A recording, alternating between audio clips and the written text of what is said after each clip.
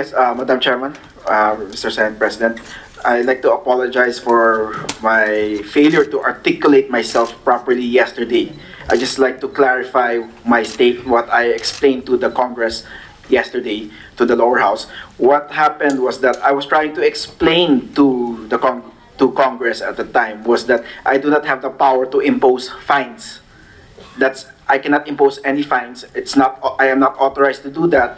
And if you check the law, there is no penal provision for me to impose fines. Now, what are the remedies that the regulatory office can do? These are penalties that we can impose. This is 10.4. The penalties normally we do is that we disallow expenses, and this 10.4, this financial penalty, we normally impose that during the rate rebasing. So this is once every 5 years. That's the normal protocol that has been being done in the regulatory office for the last 20 years. Now, Congress has mentioned to me that why should we wait until 2022, which is the 5th rate rebasing?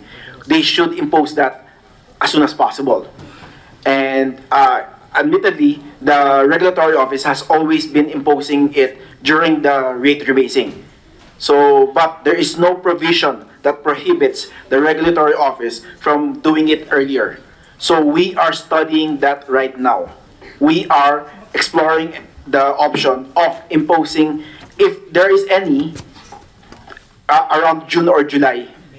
The reason why there's June or July pa is 3 things. First is we want to focus on fixing things first. We don't want to bother people, or we don't want to bother the MWSS and Sir, just a minute. It says here, the concessionaire shall pay any penalties. Pag penalty, di ba, and pay, fine na yon. Penalties assessed in connection with this section to the regulatory office within 30 days after receipt of a demand. So why are you saying that you can only impose these penalties during rate revision? Are we not reading this the same way? If you read the last sentence, all penalties received by the regulatory office pursuant to this section 10.4 shall be rebated to customers. Please take note, it shall be rebated to customers. This is affected by the concessionaire's failure to meet the service obligation in such manner as the ROs deems appropriate. Okay, that's fine. In fact, we would rather be rebated, yes, and we would rather not pay. Mas lalo nga mas gusto namin yun kung pwede libre, o kaya kung pwede mabawi namin yung perwisyo na yan. So again, nagiging technical ka eh. That in itself is already a penalty. So did you write them already a letter informing them that they need to be able to comply with this, or we haven't reached yet the minimum of 15 days interruption? We haven't reached the 15 days yet, but we have written to them already last March 8th about the problem. So the period has already started. You just like to clarify. No, wait. Before you clarify, what you're saying is contradictory. You're saying na hindi pwede nyo i-penalize. O hindi nyo pwedeng i-fine. Maliwanag na sinasabi meron eh. So explain to me, like I was grade 3, on bakit hindi kayo pwedeng mag-penalize. The fines that I was mentioning, Mr. Chairman, Madam Chairman, and Mr. Senate President, is the fines normally goes to these are administrative fines that normally the other regulatory office are empowered to do. Fine pa rin yun, penalty pa rin yun. So don't say you cannot.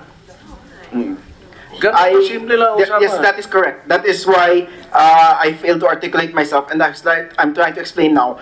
These are the penalty provisions that we can do during, and normally we do during the rate rebasing para may refund or rebate ang ating mga customers. We do that para ma-temper ang any adjustment. And in fact, we did an adjustment 2013 third rate rebasing, which resulted to a downward adjustment or a rebate. Actually, it's more of a downward adjustment sa ating mga customers in 2000 for the third rate rebasing. So it was around 63 centavos per cubic meter. So sinasabi ba ninyo, since kailan bang rate rebasing every 5 years? So sa ngayon, hindi ba yan mararamdaman? Eh parang wala naman nakalagay dito na wait for the rate rebasing? Yes, I just like, as I was explaining, that normally, in a normal situation, we wait for the next rate rebasing. But now you don't have to wait, Yes, right? we do not need to wait because of this unprecedented situation. This is the first time this happened, and we can do that. And we are studying it right now. We are actually also studying the amount of the fine, or sorry, it's not a fine again, the penalty that will be imposed, which can be rebated. Attorney T, you know what? It's normal for us to make mistakes, but we shouldn't really cover up that mistake by being vague. Okay? Now you're saying pwede pala. Meron naman, may balik naman sa consumers itong perwisyo na to na at least magkakaroon ng refund or bababa ang singil. Paano yung sinasabi nyo ngayon? Yung mas malinaw. Okay, just to be clear, pwede pong magkaroon ng rebate dahil po dito, subject to, of course, the proper process that we Di have ba to last proceed. year lang, nagbigay kayo ng rate adjustment sa kanila ng mga, magkano, 6 pesos ba? O- Around that much. Kasi, that one I will explain later pa. May additional pa akong explanation. Okay, so pwedeng tanggalin yon or pwedeng magkaroon ng rebate ang ating mga consumers. I cannot touch that anymore. It is dangerous to touch the rate rebasing. But I can conduct a rebate even earlier than the next rate rebasing. All right, And whatever you want to call it, rebate, fine, penalty. My question directly is, and this is your chance to correct yourself. If you're going to apply Article 10, Paragraph 4 of the concession agreement, in the current situation, can you now penalize Manila Water? just to be clear, yes. Ayun, That's correct. suppose. Yes. Ayun lang hinihintay ko eh. All right. The next question of the policeman, will you? We don't want to say right now yes or no because that any statement I make right now can be used against the MWSS and the Republic of the Philippines. So I want to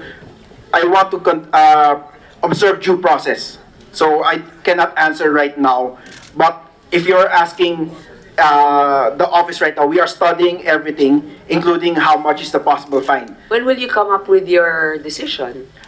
Right now, we want to wait until June or July. There's three things why.